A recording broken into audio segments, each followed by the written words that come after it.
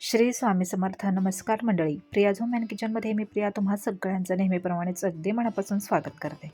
तर मंडळी, नुकतंच पितृपक्षाला सुरुवात झालेली आहे आणि या काळामध्ये पितरांच्या तृप्तीसाठी आणि शांतीसाठी पिंडदान केले जाते हे आपल्या सगळ्यांना माहितीच आहे. या 15 दिवसांचे धार्मिक महत्त्वसुद्धा आहे. कधी कधी काय होतं की कोणाकडूनही ज्याची आठवण होत नाही त्या कावळ्याला अंगणात काव काव करताच आपण हाकलून देतो आणि त्याच कावळ्याला पितृपक्षामध्ये एवढं महत्त्व का आहे? ज्ञानेश्वरीत सुद्धा माऊलींनी असे म्हटले आहे की पहिलं तो गे काव कोकत आहे, शकुन गे माये सांगत आहे. अर्थात कावळ्याची काव शकुन आहे किंवा चांगली आहे किंवा काहीतरी संदेश आहे असं कावळ्याच्या बाबतीत माऊलींनी सांगितलेलं आहे. अध्यात्म पितृपक्षामध्ये कावळ्याला तर महत्त्व आहेच, त्याचबरोबर गाई आणि कुत्र्याला सुद्धा खूप महत्त्व आहे. गाई आणि कुत्र्याला अन्न देण्याला सुद्धा महत्त्व आहे. धार्मिक मान्यतेनुसार पितृपक्षामध्ये आपले पूर्वज कावळ्याच्या रूपात पृथ्वीवर येतात. मग या पितृपक्षामध्येच आपल्याला कावळ्याच्या बाबतीत एक उपाय करायचा आहे किंवा कावळ्याला एक गोष्ट अशी खायला घालायची आहे जेणेकरून आपल्या मागील 3 पिढ्यांचा जो पितृदोष आहे यापुढील तो जाणार आहे निघून किंवा नष्ट होणार आहे. पितृदोष आपल्या मागे राहणार नाही किंवा पितृदोषामुळे घरात लग्न न ठरणे किंवा लग्न न जमणे, मुली खूप उपवर होतात तरीसुद्धा लग्न जुळत नाही. त्याचबरोबर काही समस्या येतात, घरातले स्त्रिया ज्या असतात त्या आजारी पडतात, तर खूप सारे संकट येत असतात पितृदोषामुळे आणि आपल्याला नक्की नेमकं समजत नसतं की कुठल्या गोष्टींमुळे आपल्या घरामध्ये प्रॉब्लेम्स सुरू आहेत. आणि त्यामुळे मग आपल्या जो वर्षातले हे जे 15 दिवस असतात किंवा वर्षातील हा एक दिवस असतो, सर्व पितृ अमावस्या आणि आपल्या पितरांची जी मृत्यूची तिथी असते ती तिथी या 2 दिवसात आपल्याला पितरांची सेवा करण्याची जी संधी असते आणि या दिवशी जर आपण पितरांची मनोभावे सेवा केली तर ते आपल्यावरती प्रसन्न होतात आणि साहजिकच आपल्याला चांगला आशीर्वाद देतात आणि त्यामुळे आपल्या मागील जो पितृदोष आहे तो निघून जातो. तर पितृपक्षामध्ये कावळ्याला खूप महत्त्व आहे. समुद्र मंथनाच्या वेळी सर्व देवतांसोबत कावळ्याने देखील अमृत प्राशन केले होते आणि या कथेनुसार असे मानले जाते की कावळ्यांचा मृत्यू हा कधीही नैसर्गिकरित्या होत नाही. तसेच कावळा हा पक्षी कितीही प्रवास केला तरी थकत नाही आणि त्यामुळेच कोणत्याही प्रकारचा आत्मा हा कावळ्याच्या शरीरामध्ये वास करू शकतो आणि एका जागेवरून दुसऱ्या जागी जाऊ शकतो.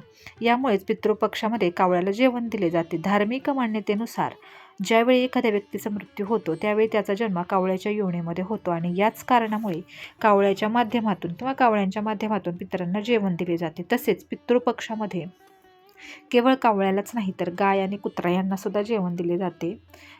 यामागे एक पौराणिक कथासुद्धा आहे की एके दिवशी इंद्राचा मुलगा जयंत कावळ्याचे रूप धारण करून माता सीतेच्या पायावरती चोच मारत होता आणि हे चोच मारताना श्रीरामांनी किंवा प्रभू श्रीरामांनी पाहिलं होतं. त्याच वेळी प्रभू श्रीरामांनी या निशाण्यावर कावळ्याचा एक डोळा फोडला होता आणि या गोष्टीचा पश्चाताप होऊन कावळ्याने श्रीरामांची माफी मागितली. त्यावेळी श्रीरामांनी किंवा प्रभू श्रीरामांनी त्याला वरदान दिले की पितृपक्षामध्ये तुझ्या रूपाने दिलेले जेवण हे पितृलोकामध्ये निवास करणाऱ्या पितरांना प्राप्त होईल आणि त्यामुळेच मग कावळ्यांनाच पितर मानले जाते आणि मग कावळ्यामार्फत आपल्या पितरांना जेवण दिले जाते. त्याचबरोबर कावळा हा पक्षी नेहमी आपण त्याला हाकलून देत असतो, पण कावळा हा पक्षी म्हणजे यमराजांनी त्याची चपळता, सूक्ष्मदृष्टी आणि सावधपणा लक्षात घेऊन त्याला आपले दूत बनवले होते.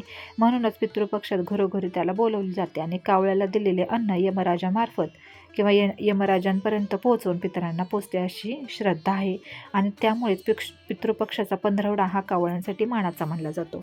तर या 15वड्यामध्ये आता तुम्हाला एक आपली पितरांची साधी सोपी सेवा करायची आहे. आता बऱ्याच जणांचं असं होतं की बाहेर राहतात किंवा मग त्यामुळे त्यांना पितरांची सेवा करणं किंवा फोटो वगैरे घरामध्ये नसतो तर पितरांची सेवा करता येत नाही. तर मग या दिवशी आपल्याला सोपा एक उपाय करायचा आहे. तर कुठल्या दिवशी? तर सर्वोत्तम हा दिवस आहे तो म्हणजे सर्वपित्री अमावस्या. पण जर तुम्ही तुमच्या पितरांच्या मृत्यूच्या तिथीला जर ही सेवा आहे किंवा हा जो उपाय आहे तो केला तर निश्चितच पितरांपर्यंत तुमची ही सेवा पोहोचणार आहे किंवा हे पितरांच्या बाबतीत केलेलं जे नैवेद्य आहे तो पितरांपर्यंत पोहोचणार आहे. तर आपल्याला काय करायचं आहे, सर्व पित्रे अमावस्येच्या दिवशी किंवा पितरांच्या तिथीच्या दिवशी तुमच्या त्या दिवशी आपल्याला बिन मिठाचा किंवा मीठ न टाकता आपल्याला एक भात करायचा आहे, एक वाटीभर भात आपल्याला करायचा आहे आणि तो एका ताटामध्ये किंवा एका प्लेटमध्ये काढून आपल्याला त्याच्यावरती दही आणि काळे तेल टाकायचे आहे. तर हा सोपा उपाय आहे, तुम्ही नक्कीच सर्वजण करू शकता. जर तुम्हाला पितृदोषापासून मुक्ती हवी असेल तर हा उपाय एक सोपा तुम्ही नक्की करू शकता सर्व पित्रे अमावस्येच्या दिवशी. काहींचे पित्र हा व्हिडिओ येईपर्यंत झालेला सुद्धा असेल, त्यामुळे तुम्ही सर्व पित्रे अमावस्येला हा उपाय करू शकता. तर दही भात घ्यायचा आहे आणि त्यावरती आपल्याला काळे तीळ टाकायचे आहे आणि तुमच्या घराच्या गॅलरीमध्ये म्हणा किंवा एका साईडला कुठेही किंवा टेरेसवर म्हणा, जर तुमचं स्वतःचं घर असेल, कारण फ्लॅटमध्ये वगैरे जर तुम्ही राहत असाल तर कोण आपल्याला टेरेसवरती अशा गोष्टी ठेवून देत नाही. त्यामुळे एका साईडला तुमच्या गॅलरी घराच्या म्हणजे फ्लॅटच्या बाहेर कुठे जागा असेल, एका साईडला तुम्ही एका प्लेटमध्ये ठेवू शकता किंवा घरावरती ठेवू शकता. असं कुठेही तुम्ही जागा मिळेल तिथे ठेवू शकता, पण आपल्या त्या नैवेद्याचा त्रास कुणालाही होता कामा नये अशा प्रकारे तुम्ही ठेवू शकता. तर हा सोपा उपाय आपल्याला कावळ्याला फक्त ही गोष्ट खायला घालायची आहे, दही भात आणि त्यावरती काळे तीळ. तर ही एक सोपा उपाय आहे ज्यामुळे पितृदोषांमधून आपली सुटका होऊ शकते. तर पितृदोषांची सेवा करण्याचा हा पंधरवडा असतो आणि त्यामध्ये आपण जर हे केलं तर नक्कीच आपल्या घरातील आर्थिक संकट, सगळ्या प्रकारचे दुःख निवारण नक्कीच होऊ शकतं. त्यामुळे हा सोपा उपाय तुम्ही नक्की करून पहा. अगदी प्रत्येक अमावस्येला जर तुम्ही दही भाताचं नैवेद्य तुमच्या घरावरती छतावरती ठेवलं तरीसुद्धा जे पूर्वज असतात किंवा पितर असतात ते आपल्यावरती प्रसन्न होतात आणि आपल्याला चांगले आशीर्वाद देत असतात. त्यामुळे दर अमावस्येला सुद्धा तुम्ही हा उपाय करू शकता. त्याचबरोबर आता सर्व पित्रे अमावस्या येणार आहे, तर त्या दिवशी हा उपाय तुम्ही आवर्जून करा. जर तुम्हाला पित्र करणं शक्य नसेल तर तुम्ही हा उपाय नक्की करू शकता. त्याचबरोबर जर तुमच्या घरामध्ये तुमच्या पितरांचा फोटो असेल तर त्याचीसुद्धा तुम्ही पूजा करून त्याला नैवेद्य दाखवू शकता. जसं तुम्हाला जमेल तसं तुम्ही करू शकता. पण हा दहीभाताचा जो उपाय आहे, कावळ्याला हा दहीभात नक्की खाऊ घाला.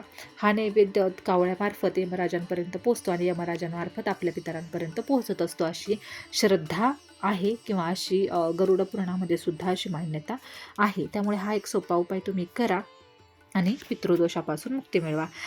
तर मंडळी, आजचा छोटासा व्हिडिओ होता ज्यामार्फत तुम्हाला थोडीशी माहिती देण्याचा प्रयत्न केलेला आहे. हा व्हिडिओ तुम्हाला आवडला असेल तर व्हिडिओला लाईक करा, शेअर करा आणि आपल्या चॅनलला नक्कीच सबस्क्राईब करा. चला तर मग पुन्हा भेटूया तशाच एका छानशा व्हिडिओसोबत. तोपर्यंत श्री स्वामी समर्थ.